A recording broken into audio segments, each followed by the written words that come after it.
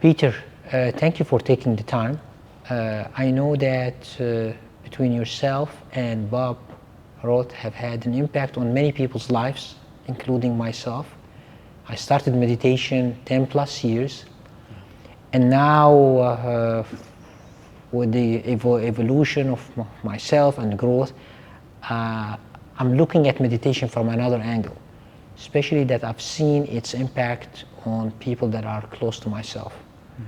So, the role that you play in teaching transcendental meditation to people is actually, very impactful, and perhaps people don't realize what it does.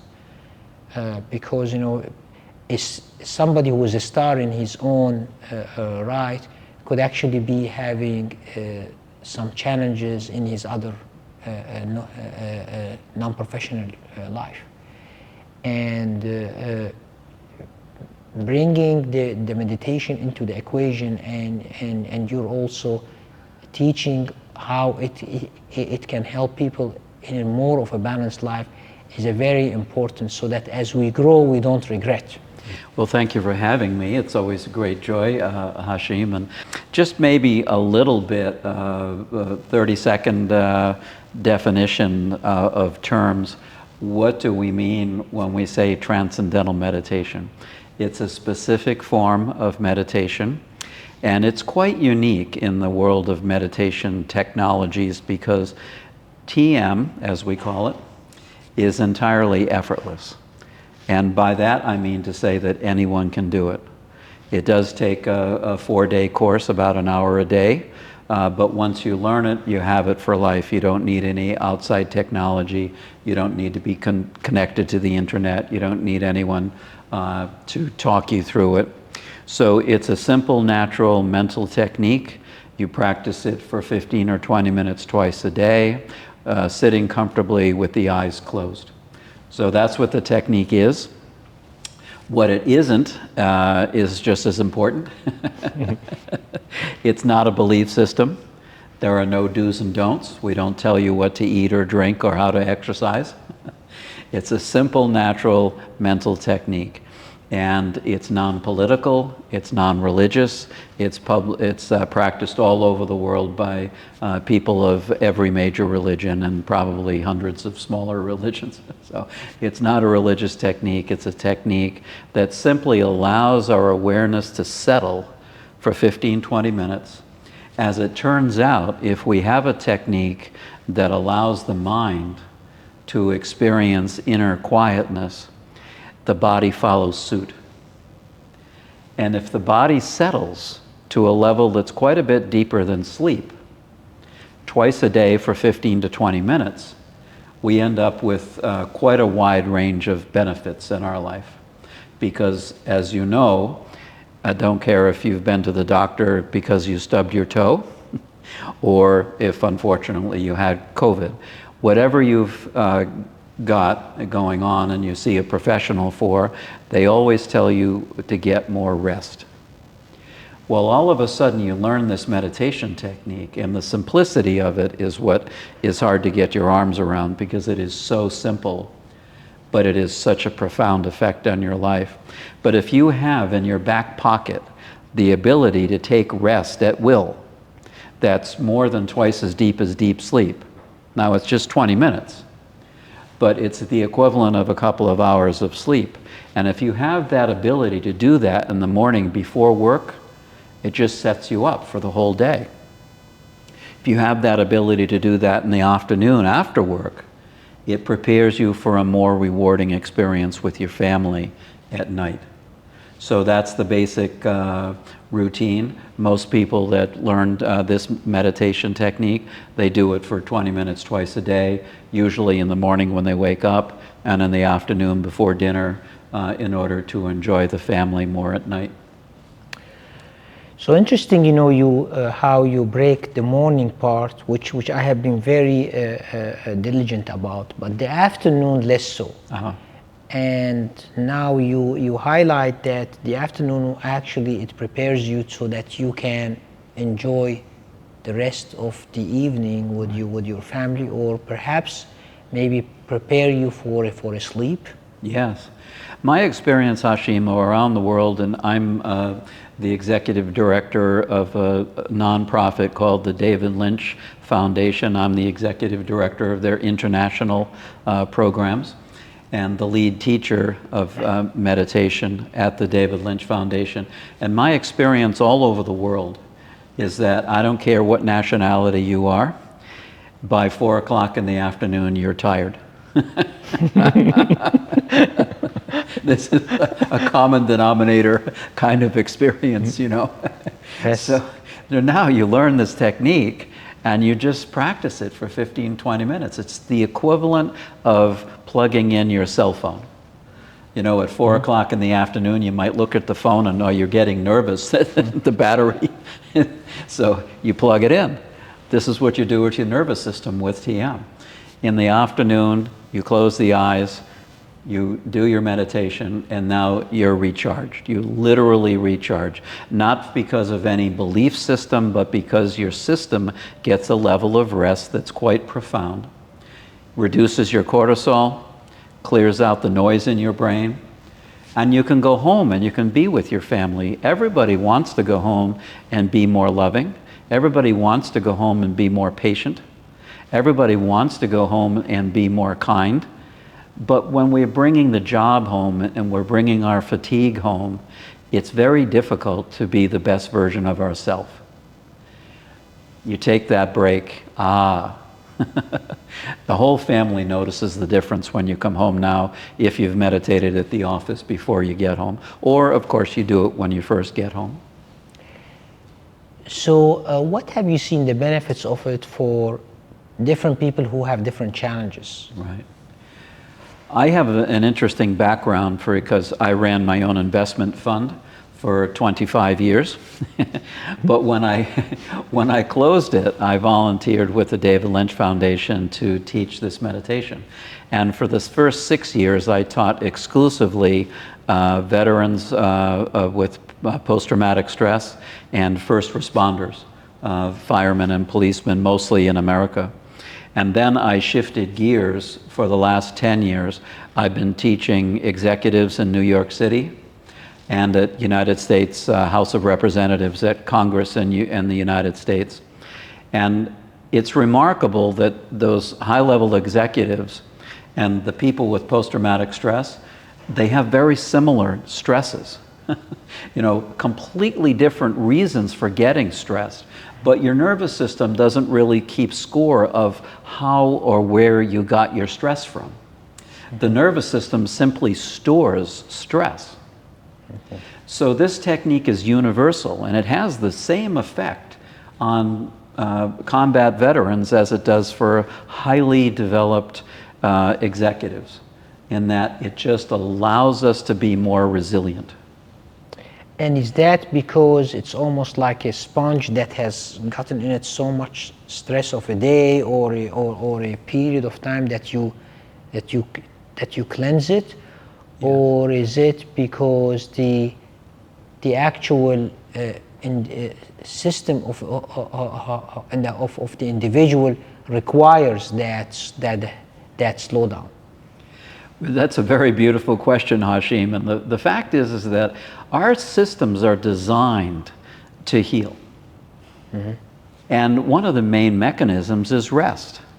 You think about the person out there who's had a broken bone. Say you broke your arm. You go to the doctor. She what? She makes it rest. She puts it in a cast, right? She doesn't heal the bone.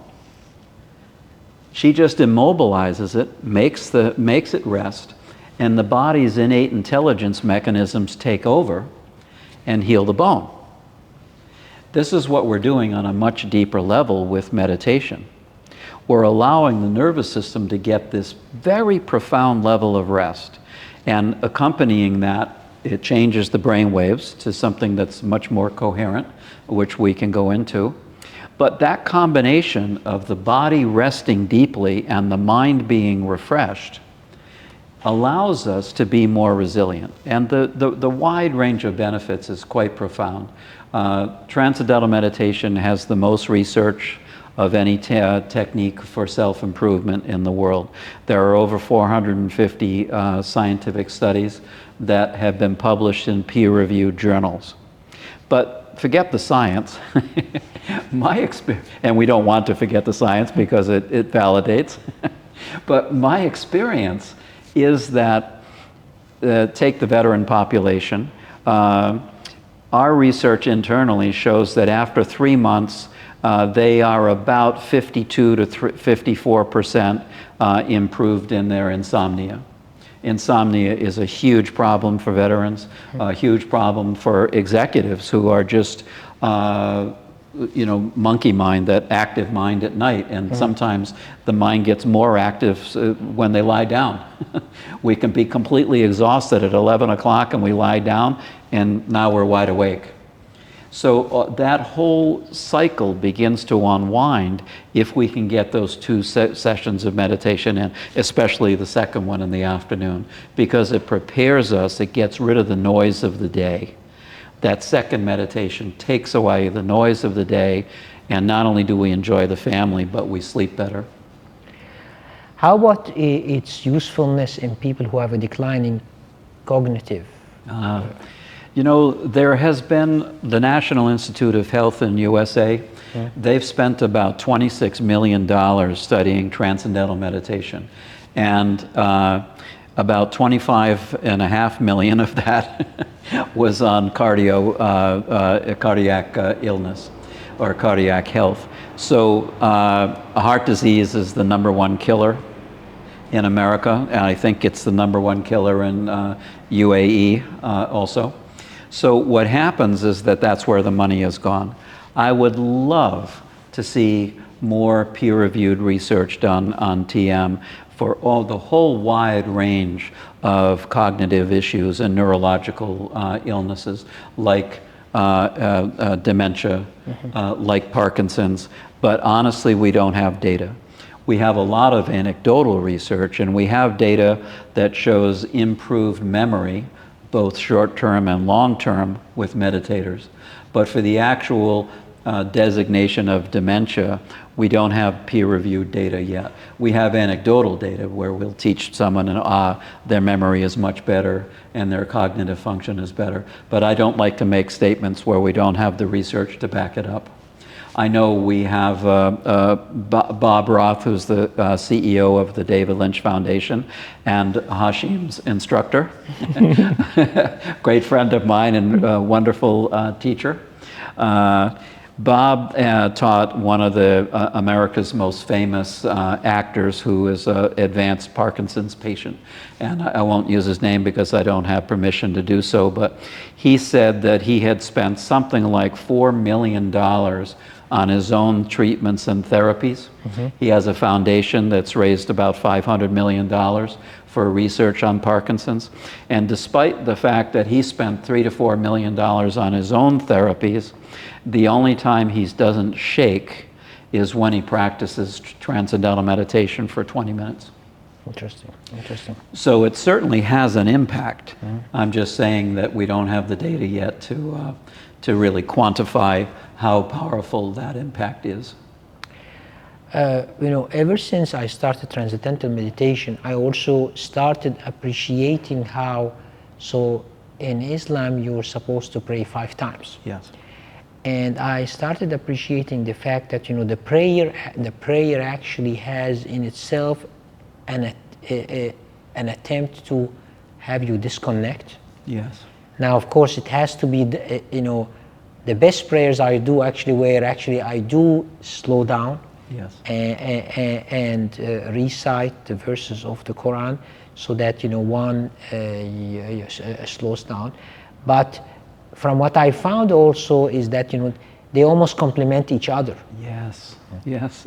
I love that word complementary because not only is TM complementary with all religions, it's complementary with all kinds of healthy things we're already doing. A lot of people exercise. A lot of people attempt to get their best nutrition. A lot of people try to get as much sleep as possible. But there still seems to be something missing. There's just, we all have this sense that there's just, if there was this one more thing we could do. And it turns out that there is, and it only takes 15 or 20 minutes. I wanted to say something anecdotally and personally about religion in TM, because I've taught TM in the Middle East, both in Saudi Arabia and in UAE for about the last 18 months, and I've spent 3 to 4 months in the United Arab Emirates and Saudi Arabia. And it's the same experience I've had in America. TM strengthens one's religious experience. It is completely complementary. TM allows us to appreciate life more, and naturally we'll appreciate something as profound as our religious belief more if we have less stress, if we're more open-hearted. I know the anecdote I wanted to share was my mother. My mother was a devout Roman Catholic. Grew up in the East Coast of USA, and she went to church every Sunday, dragged us all with her, and we didn't mind too much. But when she learned meditation, she started going every day. Yeah, interesting. So it's not like it took her away from her religion. It was so complementary that it got her even more religious. So we shouldn't have this sense that TM is somehow religious or even anti-religion. No, TM is complementary with all forms of belief, because TM is not a belief system. TM is a simple technique that allows us to be able to experience life at a more profound level. What I also, what I also, when I speak to people is that, trying the TM technique is you're discovering something, but there's no downside. Yes. So if it works for you, great. If it doesn't work for you, you can just walk away. It's not that you have to sign up. Right. No, it's beautiful. There's nothing to join. What you're joining is your own inner silence. What you're joining, I think the Beatles said it best, I'll give you everything I've got for a little peace of mind. You're just getting some peace of mind twice a day, and that spills over into the rest of your day. See, we're not just meditating for the experience 20 minutes twice a day. We're meditating because the effect spills over into the day. So you do it in the morning, and naturally the effect wears off because we're involved in activity. Then you do it in the afternoon, that resets your whole physiology again. Opens the heart, decreases your cortisol, makes your brain waves more coherent. You enjoy the evening. So REM and deep sleep.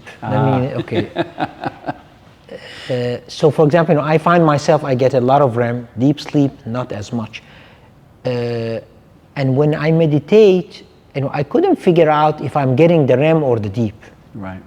Because sometimes you really go deep and you start with a lot of thoughts, and then once you come out of it, you don't know what really happened. Right. So which one is it that we get, or is it both? The question of sleep versus meditation is a deep one.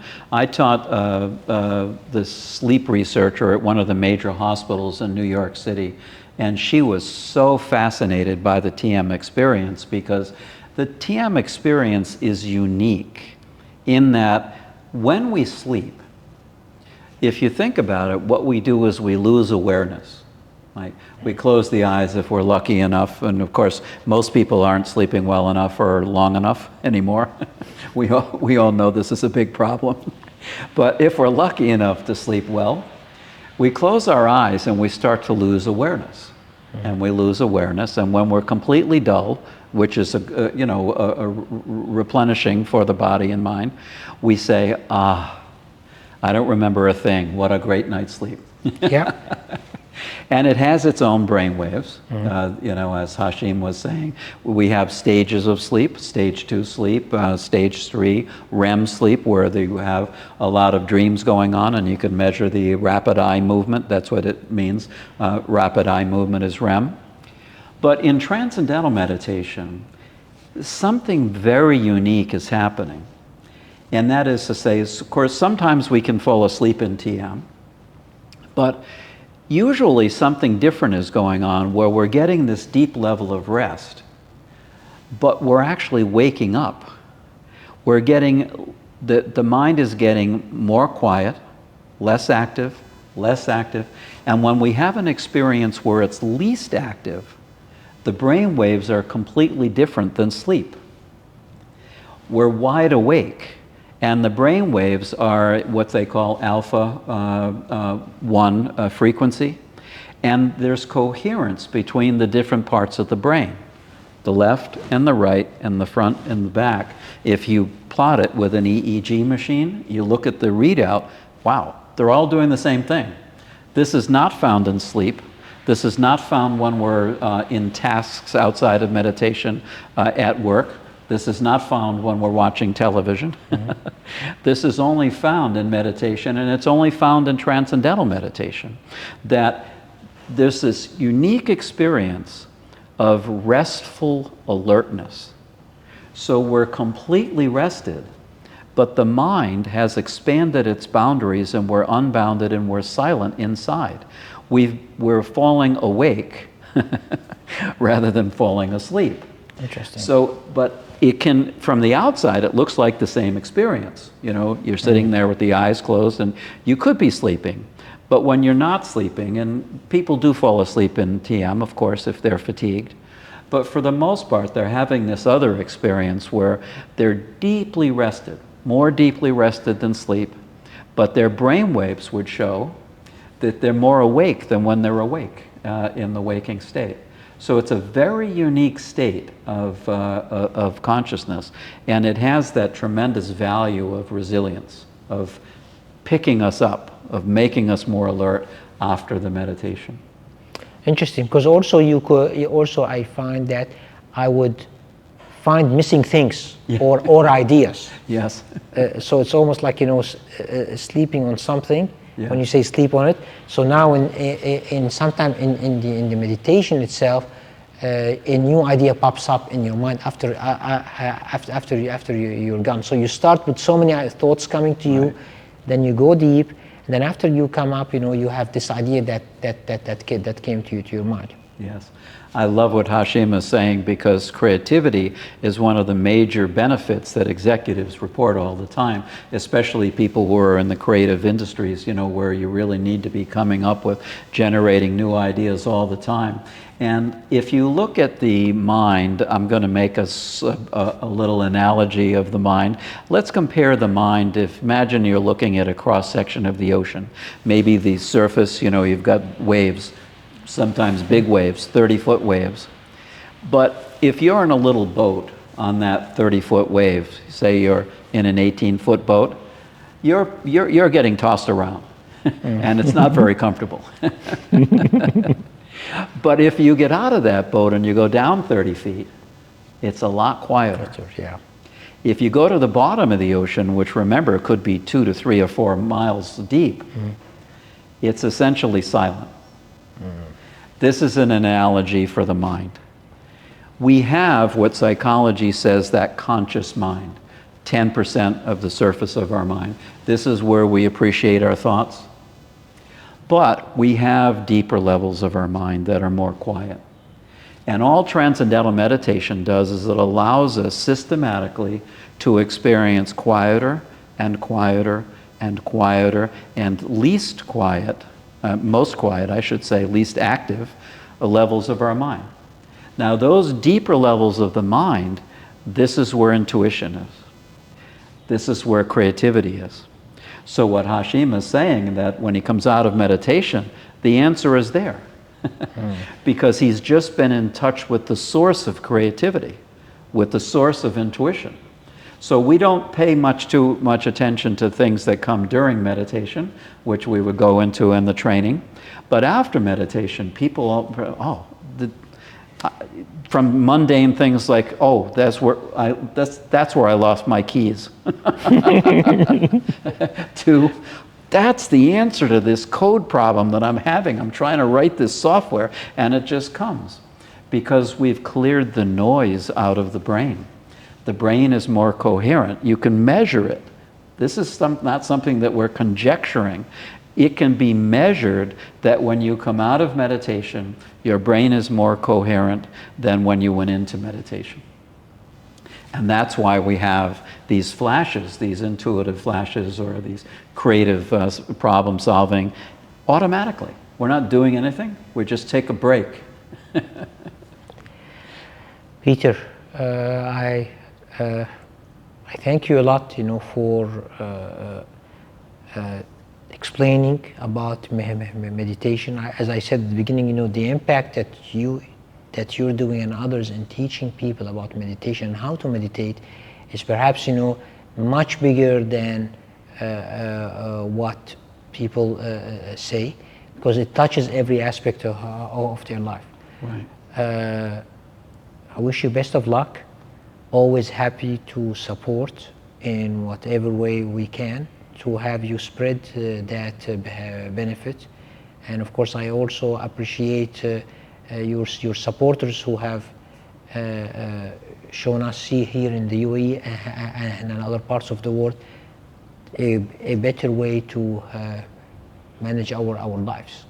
Well, thank you for having me, Hashim, and thank you for bringing me into your whole family. It's been a wonderful experience. Hashim's wife and kids are enjoying their meditation, and it has a really sweet and nourishing effect on the whole family structure, and I'm delighted to be able to offer this. It's a very simple technique, and anyone can do it, and it's a great joy to teach it, and I have thoroughly enjoyed my experience in the UAE. It's just been delightful. Thank you. Thank you.